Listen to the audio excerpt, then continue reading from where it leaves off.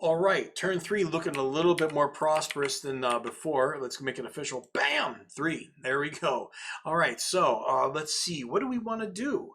Well, first off, we want to get these guys into the game, don't we? Okay, now we get to understand um, C movement. But first, we got to move these guys, most of these guys off of this. Otherwise, these guys won't be able to get on the unit. So let's attack Kariba since it is next close by, and it gives us a 1 point city. So we're going to bring the Pixies in because the Wakanda's got to rest up. I don't want it getting hit.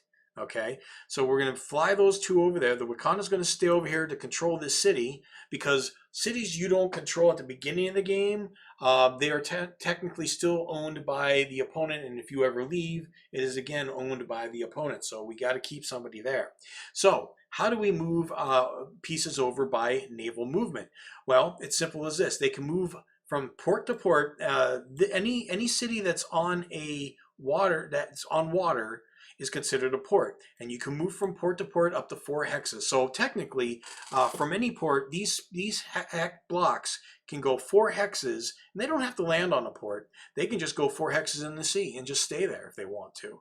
They'll be dead in the water for the most part, but they can. But you can go from a port to port easy enough right across here, so that's what they're going to do. So these two come on over, and of course this is only 1, 2, 3 away, so this glider can come over. Now we've got all our forces here.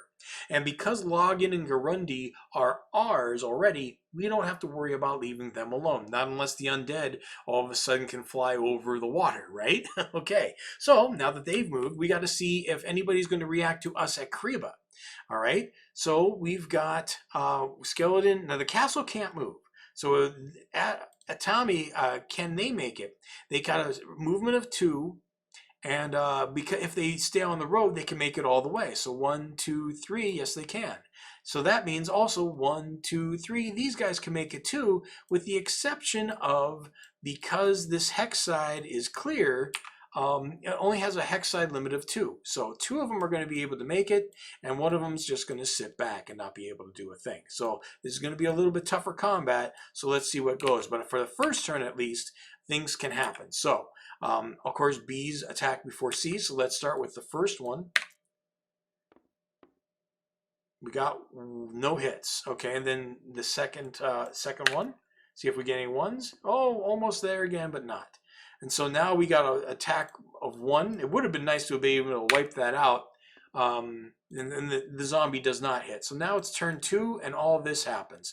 Maybe it would have been nice to have the wizard on over there. I'm not sure. But anyway, here we go again, and everybody's a C on the undead side, so it's time for B. See how quick this rolls, though, after we get going? So let's look for some 1s. We got a 1.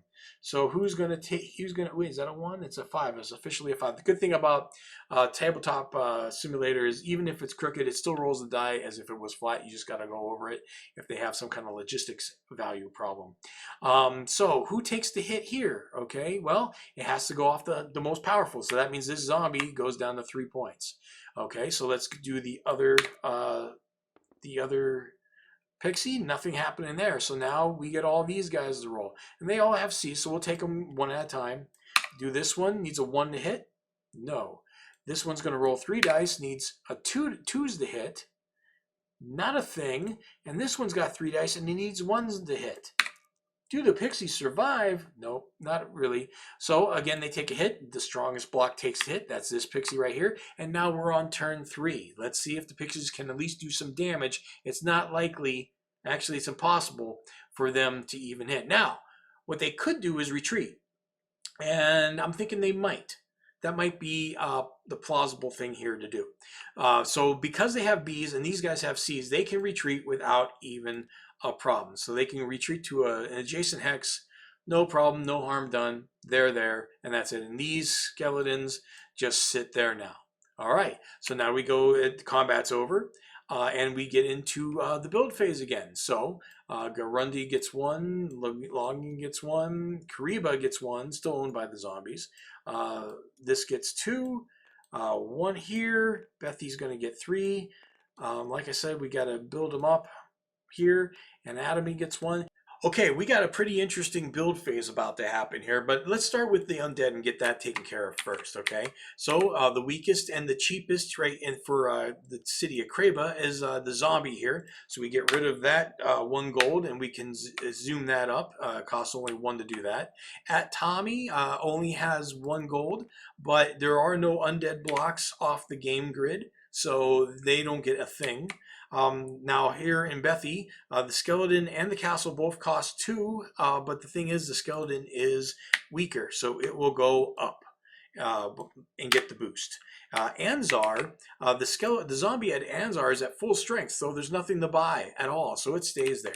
So now, what about our forces on the elf side? Now, the pixies would love to get, boosted up a little bit. Unfortunately, they're nowhere near a city, so it's not going to happen.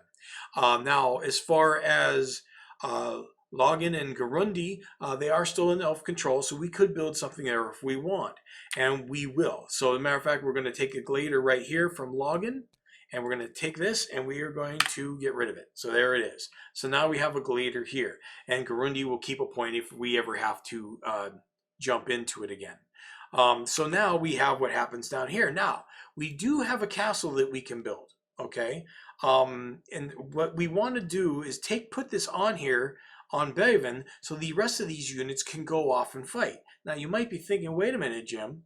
I thought on a clear hex, and this is a clear hex because of the middle, that it only had a hex limit of 4.